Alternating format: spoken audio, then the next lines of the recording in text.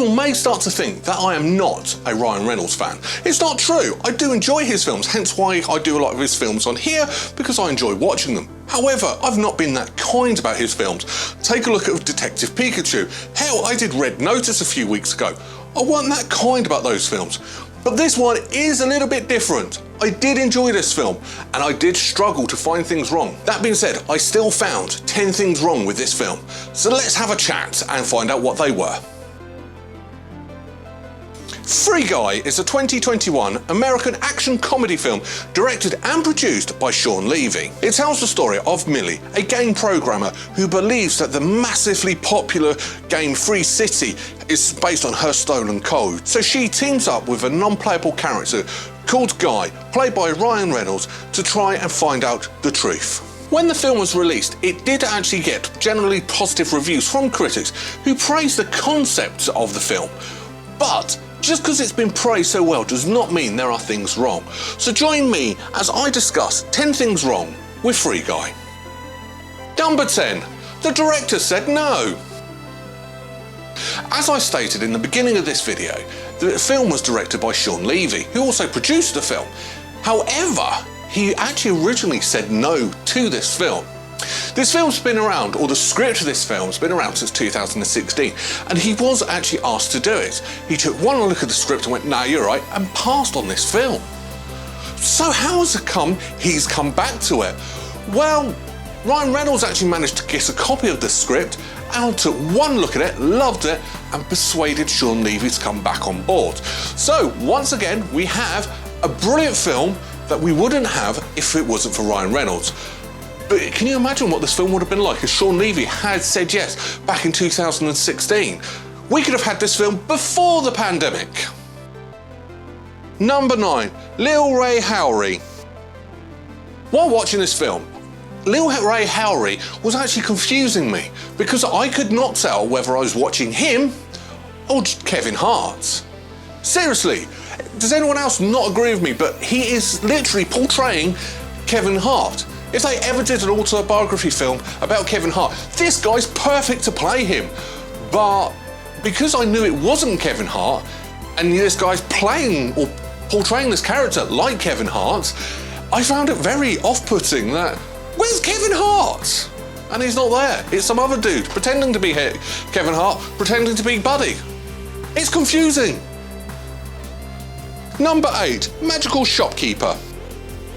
So, towards the beginning of the film, there's a bit of a tour going around Free City, where Guy and Buddy are walking around doing their boring, mundane, everyday lives, and they come up to a shopkeeper who's thrown out of his shop, lands flat down, and then Guy goes down to pick him up and he's on his back. How did he flip over? He would have at least had to roll over first, but no, he was already on his back. Editing mistakes on that one. You can see how nitpicky I'm being this week, can't you? Number 7, Plugged In. So one of the main things of this film is Guy gets a pair of sunglasses, which miraculously turn into normal glasses, but that's a different matter, from a playable character. Now the camera does come up and show the 2 little girls who are controlling this character. By the way, I wasn't happy about their language, but unfortunately I'm well aware that kids that age would do things like that. But how were they controlling the character? Seriously, I'm being actually honest on that question. I'm not being sarky, because obviously she's got one hand on the keyboard and one hand on the mouse, like you play most video games on PCs. Here's the flaw. The mouse is not plugged in. Seriously, if you look at it, it's probably zooming in the Berry telly by now, but the actual USB is sat next to the laptop, which is an Apple Mac. Also, the fact that that Apple Mac has to have the micro USBs, not proper USB, so that mouse wouldn't actually fit in that laptop anyway. But yeah, not only did they not plug it in, they showed you it not plugged in. It would have been better if you just got a pair of scissors and just cut the cable off and make it look like a wireless mouse. You could have got away with that one. But no, you didn't do it. Number 6, Mirror Image. As Guy's going around Free City trying to level up, he keeps looking at himself in mirrors to check out his leveling score. Great! Except, why is it normal? Shouldn't it be reversed?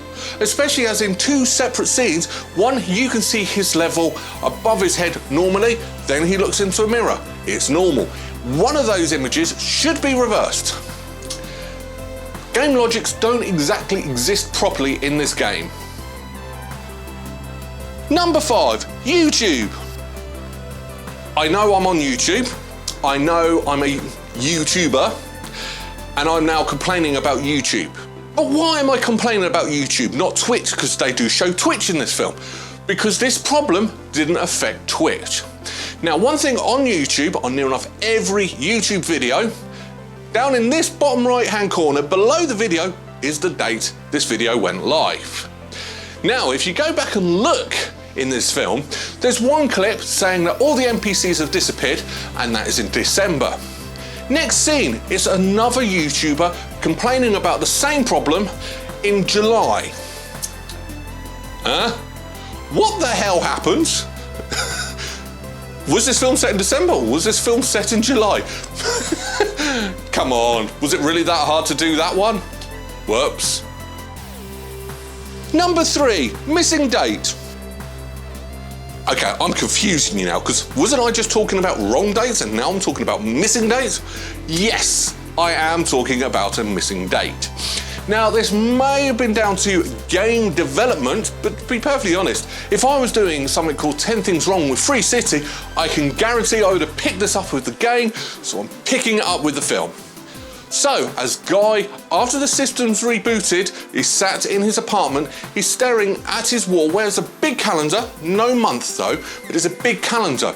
It's got 30 days on there, but it doesn't. It only has 29. Even though you can see the number 1 and you can see the number 30, and on the Saturdays it does go 7, 14, 21, 28. So it's all looking great. Except the 4th is missing. Seriously, it goes 1, 2, 3, 5. What happened to the 4th of that month? Interesting question. Big flaw. Was it deliberate? Maybe, but it's wrong, so I'm putting it on my list. Number 3, streaming. So approaching the climax of the film, the whole thing's being streamed live on the internet. Great, I actually do buy that, and I can actually understand that, because streaming popular games is very popular. However, streaming popular games on terrestrial TV or on billboards, like in Times Square, nah, that would never happen. One of the biggest online games, World of Warcraft, has never been broadcast on big screen platforms like that. Yes, it does have a big following. Yes, especially in Korea, that esports is a massive thing. But showing it on terrestrial TV in the Western world, or even on billboards, no. I'm calling BS on that one. Number 2, recording conversations. So you get the impression that Millie is quite paranoid because her source code has been stolen. So much so she records everything. And I mean everything. Including conversations with her friend who's trying to help her. I don't like that. You do not record your video conversations with your friends unless you have a reason. I do video call my children and my mum a lot, but I never actually record them.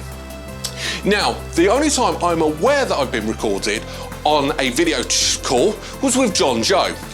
In the Berry Telly is his video. He actually rung me up saying, I'm recording this for a YouTube video, I have to ask you a load of questions. Basically, he was getting me and a load of other YouTubers to sing this song. There is a link in the description for the full video. It's very embarrassing, but quite funny. That's the only, but that is acceptable. He asked my permission to do it. Recording personal, private conversation, especially as this guy's declaring his love for you, is wrong. End of. Number 1, kissing button. So when Guy finally convinces Millie that he is somebody, he gets the urge to kiss her. So he does. And she said, there isn't a button for that. Okay, I buy that, because he's an NPC. He can do what he wants. She comes out of the game, talks to Keys, says he kissed my character. There isn't a button to kiss.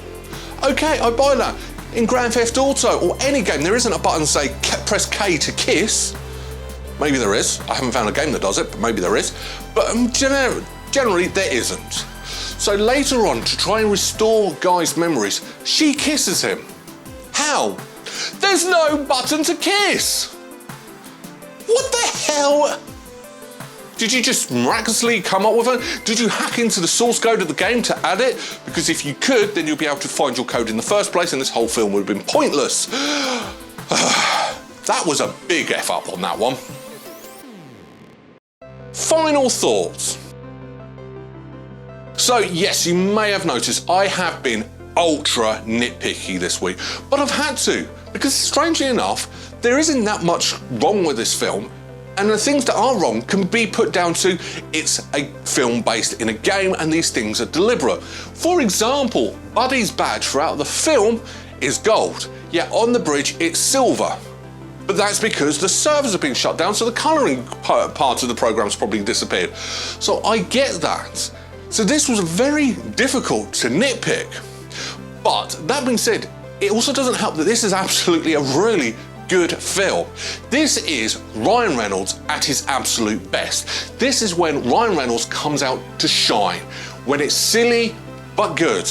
It has a point and he has his Ryan Reynolds sarcasm. And in this film, it's worked perfectly to a T. Brilliant. This is what I wanted him to be like in Red Notice, but it didn't work there. Here, it worked brilliantly. It also does put an emphasis on video games. What would it be like if you did live in GTA? To be perfectly honest, I wouldn't want to live in GTA, but this film actually answers that question.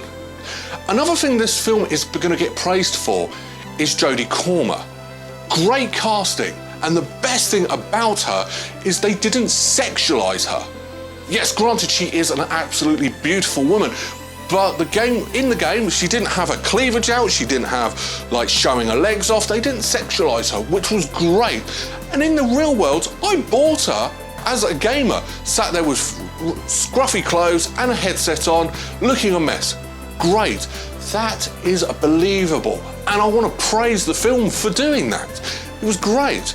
Also, her performance was top-notch, and we all know that she's good at accents now, so switching between accents is good for her. And yeah, we can't actually put in Waititi. He's brilliant. I love him. Remember, he's Korg in Ragnarok, but you've got to love him. He's absolutely brilliant actor. I've seen him in a few films, as well as being a good director. But he didn't direct this, he just acted, and he was great. The music, as much as I found listening to Mariah Carey over and over and over again, it worked with the film. Hence why I didn't put it on this list, even though I was very tempted to. But because obviously you've only programmed him with one song, he only listens to that one song. It works. And having Chris Evans in the cameo, I was creased up laughing. I cannot say how much I actually enjoyed this film. And strangely enough, it deserves all the praise and credit it gets. Don't take this film seriously, take it as a video game film like you should do. Sit back, let it take you for a ride and enjoy it. Because that's what this film is all about. It was directed brilliantly, it looks beautiful, it looks silly. I love the fact they deliberately put glitches in, like someone teabagging or someone doing the run and jump to speed yourselves up. Everything was spot on. So what am I going to rank it? It's a very close, but I can't do it. I can't give it the 10. I am only going to give it a 9 out of 10 berries. It's not quite at the 10, even though it's a brilliant film, it's not 10 caliber. But that being said, I did enjoy this film. I would seriously recommend anyone going to watch it. But that's my opinion. What did you think? Let me know in the comments below. On to next week. Well, next week is Valentine's Day. Actually, it's a day early, but we call it Valentine's Day. So I want to do something lovey-dovey. Now, at time of filming, I haven't got an idea. Put some suggestions in the comments below, or go over to my Facebook page at Berryman81, or even contact me on Twitter at Berryman81. Give me some suggestions of some lovey-dovey films, and I'll see which one I can pick for next Sunday. But other than that, I look forward to seeing you then. Take care. Oh, remember, don't have a good day. Have a great day. Bye-bye.